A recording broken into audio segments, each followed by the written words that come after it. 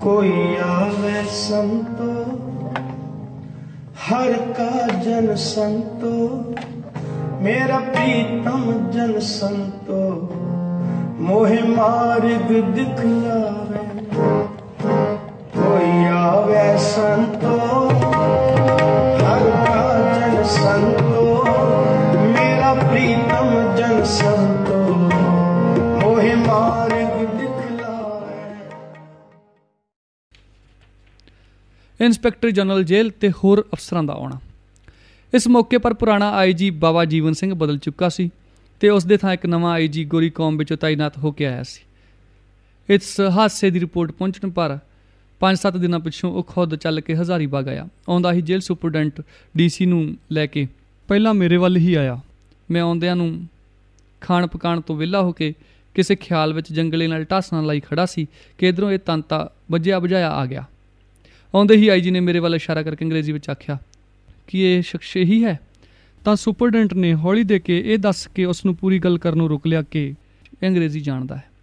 इस पर IG अगे बोलणों हट गया तो मैं हस पिया, पर IG बड़ा चलाक देखिया, झट गल पलटा गया तो बोलिया कि यही सिख पोलीटिकल है जिसनूं साधु आखते हैं तो जो अपने हत्थियां प्रशादा सजाउंदा है। फिर मैनूं मुखातब होकर अंग्रेजी में बोलिया, सरदार साहब आप इस हादसे में खुश हो? भजन करने वास्ते बड़ी टंक ते सुहावनी जगह है, होर कोई तकलीफ तो आपनूं नहीं? मेरे तो ख्याल विच आप इस लैदगी विच रहण नूं ज़्यादा पसंद करते हो, होर कोई शिकायत आपनूं नहीं?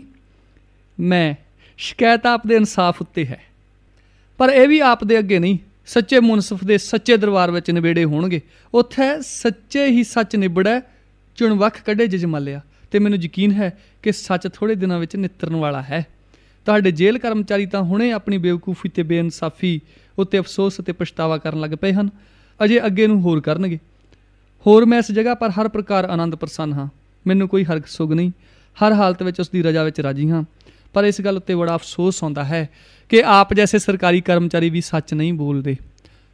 आपनूं साफ मालूम है कि मेरे इत्थे आउण दा कारण कुछ होर है, पर दस कुछ होर रहे हो। कि ये सरीहण झूठ नहीं? जानबुझ के असल गल ते पर्दा पा रहे हो अते मैनूं बेवकूफ़ बनाउण दे यतन विच खुद आप भी बेवकूफ़ बन रहे हो। कि मैनूं इतना भी वकूफ़ नहीं कि जेल कर्मचारियों ने की गलती की है तो इन्हां दे आखे लग के आपने इस तो भी भारी गलती ये की है कि इन्हां दी बेवकूफ़ी बारे अणजाण हो के उस बेसमझी की गलत कथा नूं रिपोर्ट की शक्ल विच ताहां तक दिता है।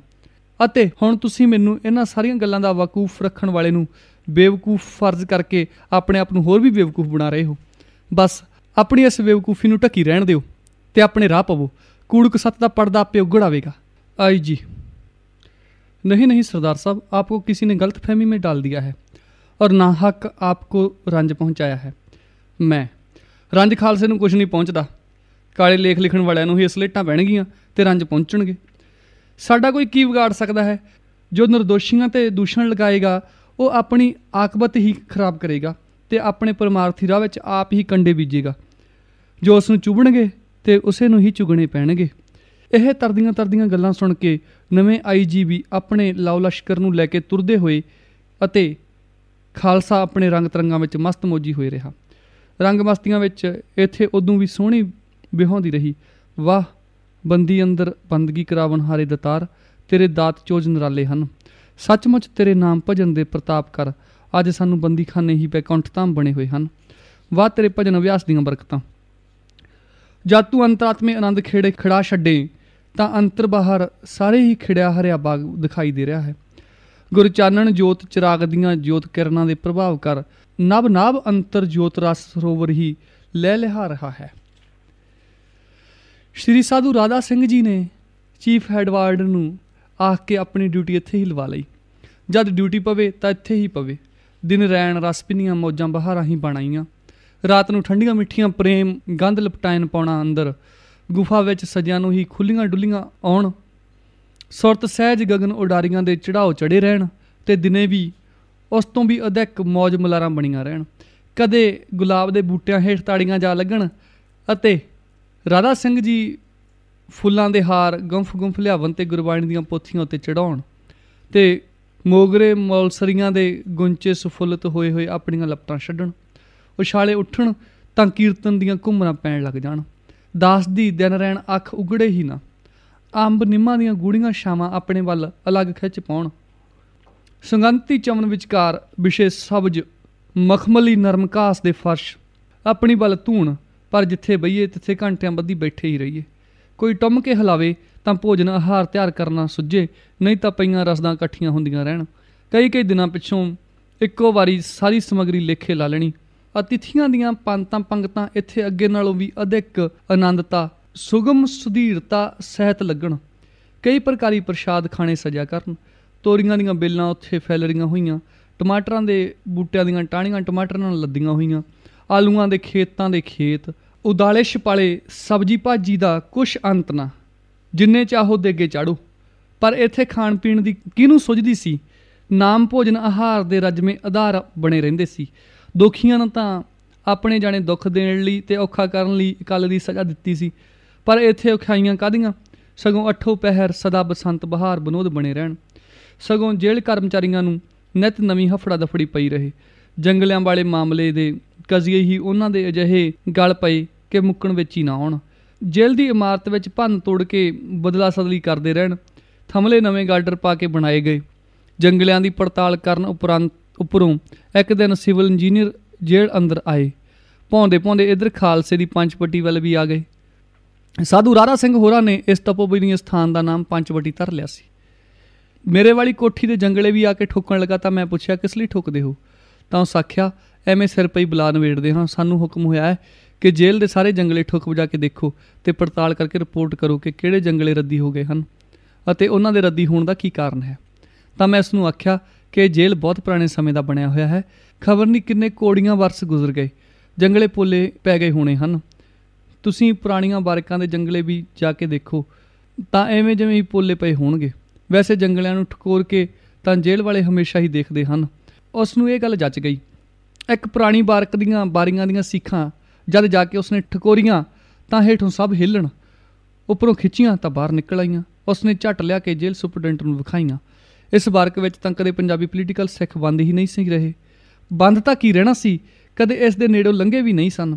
ਸਿਵਲ ਇੰਜੀਨੀਅਰ ਨੇ ਝੱਕ ਹੋ ਕੇ ਰਿਪੋਰਟ ਦਿੱਤੀ ਕਿ ਪੁਰਾਣੀਆਂ ਬਾਰਕਾਂ ਤੇ ਪੁਰਾਣੀਆਂ ਸੈੱਲਾਂ ਦੇ ਜੰਗਲੇ ਸਭ ਨਾਕਸ ਹੋ ਚੁੱਕੇ ਹਨ। ਇਸ ਦੀ ਰਿਪੋਰਟ ਪੁੱਜਣ ਸਾਰ ਹੀ ਸਾਰੀ ਜੇਲ੍ਹ ਦੇ ਜੰਗਲੇ ਰੱਦੀ ਕਰ ਦਿੱਤੇ ਗਏ। ਸਭ ਦੀਆਂ ਅੱਖਾਂ ਉਗੜ ਆਈਆਂ। ਜੇਲਰ, ਸੁਪਰਡੈਂਟ ਤੇ IG ਆਪਣੇ ਕੀਤੇ ਉੱਤੇ ਬੜੇ ਨਾਦਮ ਹੋਏ। ਸੁਪਰਡੈਂਟ ਅਤੀ ਨਿਮੋਚੂਣਾ ਹੋਇਆ, ਮੇਰੇ ਪਾਸ ਆਇਆ ਤੇ ਅਤਿਅੰਤ ਅਫਸੋਸ ਕਰਦਾ ਹੋਇਆ ਬੋਲਿਆ ਕਿ ਸੱਚਮੁੱਚ ਅਸੀਂ ਆਪ ਦੇ ਨਾਲ ਬੜਾ ਅਨਰਥ ਕੀਤਾ ਹੈ ਤੇ ਜੇਲਰ ਨੂੰ ਕਹਿ ਦਿੱਤਾ ਕਿ ਤੁਹਾਨੂੰ ਆਪਣੀਆਂ ਸਾਥੀਆਂ ਵਿੱਚ ਹੀ ਭੇਜ ਦੇਵੇ। ਮੈਂ ਆਖਿਆ, ਹੁਣ ਮੈਨੂੰ ਇੱਥੇ ਹੀ ਰਹਿਣ ਦਿਓ, ਉੱਥੇ ਲਿਜਾ ਕੇ ਕੋਈ ਹੋਰ ਉਪਾਧੀ ਖੜੀ ਕਰੋਗੇ। ਸੋ ਉਪਾਧੀ ਦੇ ਥਾਂ ਨਾਲੋਂ ਇਹੋ ਟੰਕ ਥਾਂ ਚੰਗਾ ਹੈ। ਪਰ ਜ਼ੋਰ ਪਾ ਕੇ ਮੈਨੂੰ ਲੈ ਹੀ ਗਏ।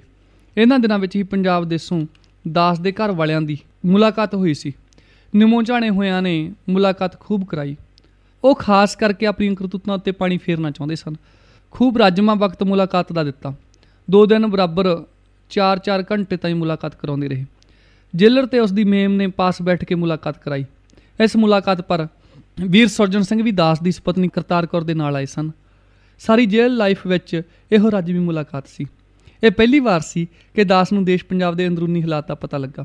ਇਸ ਮੁਲਾਕਾਤ ਵਿੱਚ ਵੀਰ ਸੁਰਜਣ ਸਿੰਘ ਨੇ ਸ਼੍ਰੀ ਨਨਕਾਣਾ ਸਾਹਿਬ ਦੇ ਸਾਕੇ ਦਾ ਸਾਰਾ ਹਾਲ ਦੱਸਿਆ ਤੇ ਪੰਥਕ ਦਸ਼ਾ ਦੀਆਂ ਹੋਰ ਵੀ ਤਰਦੀਆਂ ਗੱਲਾਂ ਦੱਸੀਆਂ। ਜੇਲਰ ਤੇ ਮੇਮ ਕੋਲ ਬੈਠੇ ਮਾਧੋ ਮੁਟੰਨ ਹੋਏ ਬੈਠ ਦੇਖਦੇ ਰਹੇ। ਉਹਨਾਂ ਨੇ ਤਾਂ ਇਹ ਤਕੜਾਈ ਹੀ ਰੱਖਣੀ ਸੀ ਕਿ ਕੋਈ ਚੀਜ਼ ਦੇ ਲੈ ਨਾ ਜਾਣ। ਬਾਹਰਲੇ ਵੀਰਾਂ ਸੋਹਣ ਸਿੰਘ ਜੀ ਅਤੇ ਹੀਰਾ ਸਿੰਘ ਜੀ ਮੋਟਰ ਵਾਲਿਆਂ ਨੇ ਇਸ ਸਮੇਂ ਸਾਡੇ ਮੁਲਾਕਾਤੀਆਂ ਦੀ ਬੜੀ ਭਾਰੀ ਸੇਵਾ ਕੀਤੀ। ਇਹ ਸੱਜਣ ਸ਼ਹਿਰ ਹਜ਼ਾਰੀ ਬਾਗ ਵਿੱਚ ਕਈ ਸਾਲਾਂ ਤੋਂ ਰਹਿੰਦੇ ਸਨ ਤੇ ਇੱਥੇ ਇਹਨਾਂ ਦਾ ਮੋਟਰਾਂ ਦਾ ਕੰਮ ਸੀ। ਜੇਲ੍ਹ ਸ਼ਹਿਰ ਤੋਂ ਤਕੜੀ ਦੂਰ ਸੀ। ਰੋਜ਼ ਆਪਣੀ ਮੋਟਰ ਵਿੱਚ ਮੁਲਾਕਾਤੀਆਂ ਨੂੰ ਲਿਜਾਂਦੇ ਤੇ ਲਿਆਉਂਦੇ ਰਹੇ ਤੇ ਆਪਣੇ ਘਰ ਨਿਵਾਸ ਦੇ ਕੇ ਹਰ ਪ੍ਰਕਾਰ ਦੀ ਪ੍ਰਾਹੁਣਚਾਰੀ ਕਰਦੇ ਰਹੇ। ਦਾਸ ਉਹਨਾਂ ਦੋਹਾਂ ਵੀਰਾਂ ਦੀ ਇਸ ਮੁਰੱਬਤ ਨੂੰ ਕਦੇ ਆਪਣੇ ਹਿਰਦਿਓਂ ਨਹੀਂ ਭੁਲਾ ਸਕਦਾ। ਮੁਲਾਕਾਤੀ ਮੁਲਾਕਾਤ ਕਰ ਗਏ ਤੇ ਦੇਸ਼ ਰਮਣ ਦੀਆਂ ਤਾਂਘਾਂ ਲਾ ਗਏ। ਅੱਜ ਤਾਈਂ ਦਾਸ ਆਪਣੇ ਆਪ ਨੂੰ ਘਰ-ਬਾਰ, ਪਰਿਵਾਰ, ਕਬੀਲੇ ਵੱਲੋਂ ਸਦਾ ਲਈ ਟੁੱਟਿਆ ਨਿਖੁੱਟਿਆ ਹੀ ਸਮਝਦਾ ਸੀ। ਸ਼੍ਰੀਮਤੀ ਕਰਤਾਰ ਕੌਰ ਜੀ ਆ ਕੇ ਸੰਸਾਰ ਨਾਲ ਫੇਰ ਗੰਢ ਪਵਾ ਗਏ। ਨਹੀਂ ਤਾਂ ਸੰਸਾਰ ਵੱਲੋਂ ਵੀ ਉੱਕੇ ਨਿਰਾਸ਼ ਹੋ ਕੇ ਉਪਰਾਮ ਹੋ ਚੁੱਕੇ ਸੀ ਅਤੇ ਬਹੁੜ ਮੇਲ ਮਿਲਾਪ ਦੀਆਂ ਸਭ ਆਸਾਂ ਤੋੜ ਬੈਠੇ ਸੀ। ਪੂਰਨ ਨਿਰਾਸ਼ਤਾ ਉਪਰਾਮਤਾ ਹੋ ਚੁੱਕੀ ਸੀ ਕਿ ਅਸੀਂ ਕਿਸੇ ਦੇ ਨਹੀਂ ਤੇ ਸਾਡਾ ਕੋਈ ਨਹੀਂ। ਉਮਰ ਭਰ ਦੇ ਦੇਸ਼ ਨਿਕਾਲੇ ਮਿਲ ਚੁੱਕੇ, ਪਿਛਲੀਆਂ ਝਾਕਾਂ ਸਭ ਮਿਟ ਚੁੱਕੀਆਂ ਸਨ। ਸੰਸਾਰ ਵਸੇਬੇ ਦਾ ਖਾਕਾ ਮਲੀਆ ਮੇਟ ਹੋ ਚੁੱਕਾ ਸੀ।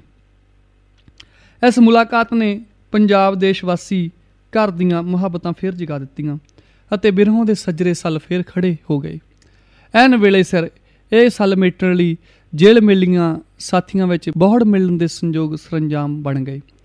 ਜੇਲ੍ਹ ਬੇਲੀਆਂ ਨਾਲ ਅਠਖੇਲੀਆਂ ਕਰਨ ਦੇ ਦਿਹਾੜੇ ਆਏ ਤਾਂ ਹੋਰ ਅਸਟੰਡੇ ਖੜੇ ਹੋ ਗਏ